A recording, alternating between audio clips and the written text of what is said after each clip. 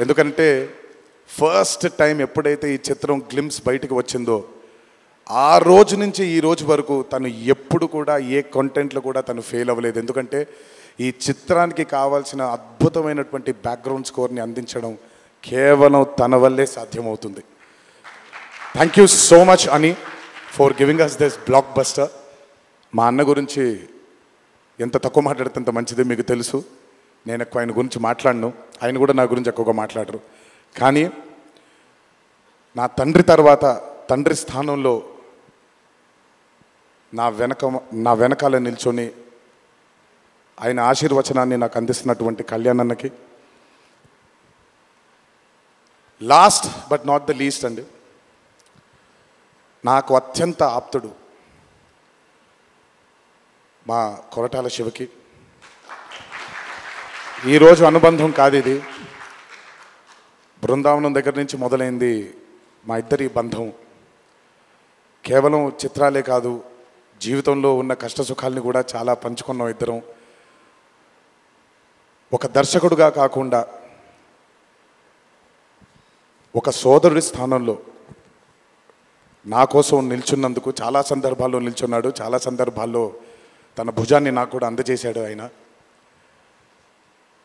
ఎప్పుడైతే ఈ చిత్రం అనుకున్నామో, ఏ రోజైతే ఆయన ఒక ఐడియాని, ఈ భయం అనే ఐడియాని చెప్పారో ఆ రోజు నుంచి ఈ రోజు వరకు పాపం నిజంగా శివ మొహంలో నేను నవ్వుని ఎప్పుడు చూడలేదు.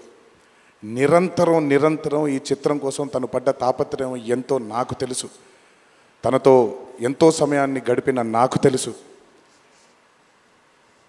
బ్యాక్గ్రౌండ్ స్కోర్ జరుగుతున్నప్పుడు ఆయన ఎంత టెన్షన్కి గురయ్యారో అనిరుద్ధ్కి తెలుసు. ఎప్పుడు అనిరుద్ధ్ కూడా ఒకటే మాట చెప్పాడు, భయపడకండి సార్, ఇది బ్లాక్ బస్టర్ అవుతుంది, ఎట్టి పరిస్థితుల్లో అవుతుందని మొదటిగా ఎనర్జీ మాకు ఇచ్చిందని. సో అంత టెన్షన్ నుంచి ఈరోజు ఆయన మొహంలో చాలా చాలా చాలా ఒక ఆనందం కంటే ఒక మనశ్శాంతిని చూస్తున్నాను. ఈ మనశ్శాంతిని మా శివకు అందించినందుకు ఇంకొకసారి అందరికీ పేరు నా ప్రేక్షక దేవుళ్ళందరికీ నా ధన్యవాదాలు తెలియజేసుకుంటున్నాను. Thank you so much. Thank you Tarak గారు, థ్యాంక్ యూ. అలాగే ఈ చిత్రానికి వాళ్ళ సపోర్ట్ని అందజేసినటువంటి పాత్రికేయ మిత్రులందరికీ, మీడియా మిత్రులందరికీ, మీడియా ప్రతినిధులందరికీ, ఈ చిత్రానికి నిజంగా చాలా చాలా చాలా వెనకాలండి కష్టపడిన వాళ్ళు చాలామంది ఉన్నారు. అందులో బాగా ముఖ్యమైనది మా కాక, మా వంశీ కాక, మా నానికి, హర్ష అండ్ ప్రదీప్కి థ్యాంక్ యూ సో మచ్. నేనెంత నమ్మానో ఈ చిత్రాన్ని మీరు కూడా అంతే నమ్మారు. Thank you so much. మీ అందరి ఆశీస్సుల్ని ఈ చిత్రానికి అందించినందుకు థ్యాంక్ యూ. అండ్ ముందుకెప్పుడు రాడు, ఎప్పుడు వెనకాలే నిల్చుంటాడు మా హరికి. చాలామంది ఎన్నో విధాలుగా తన్ని సరిగ్గా అర్థం చేసుకోరు, ఎందుకంటే తను ఎప్పుడు బయటకు వచ్చి తన గురించి చెప్పుకోడు కాబట్టి. ఎవరేమన్నా ఎవరేమనుకున్నా ఎన్టీఆర్ ఆర్ట్స్ అనే బ్యానర్కి స్తంభం హరి.